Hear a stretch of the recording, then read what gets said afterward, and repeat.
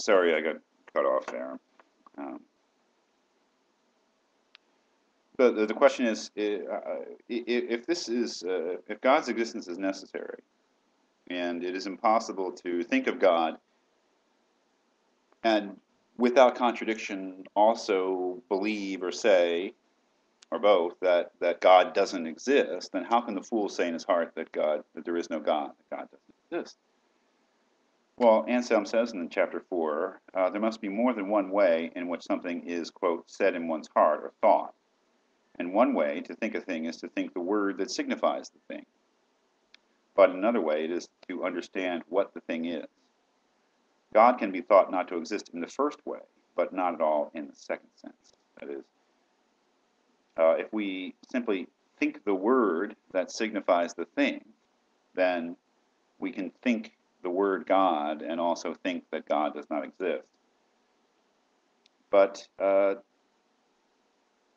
in another way, to understand what the thing is another way of thinking of the thing. And if we both not just think the word God, but understand God, then it's impossible to do that and also say that God does not exist.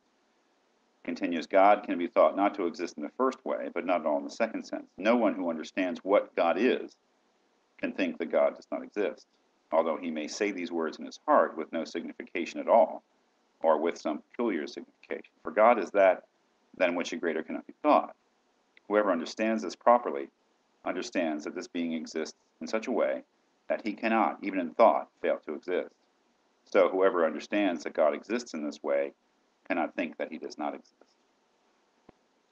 Providing a kind of an explanation for why God can be a necessary being, why God's existence in reality follows from one's understanding God as an object of thought, object in the understanding. Explaining how one could say that God does not exist and seem to make sense. Well, I guess what Anselm is claiming is that that sense, again, is only seeming. We can think a word that signifies a thing, and if we just think the word, then we can say whatever we want. But the so-called second sense here, to understand what the thing is, not just to think the word that signifies it, but understand what the thing is another way of having, well, another way of thinking, saying in one's heart or thought.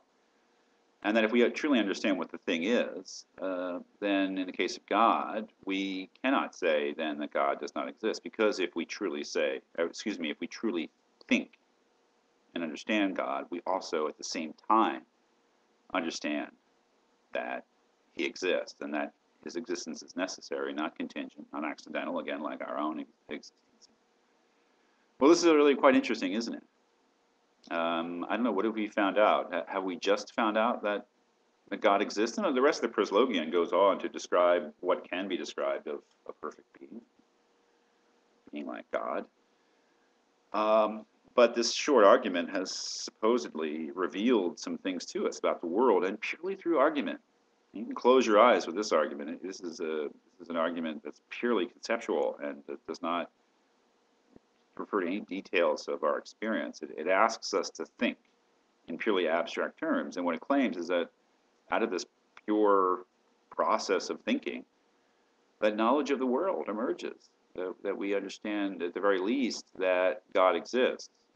That is, at least insofar as we identify God with something than which nothing greater can be thought.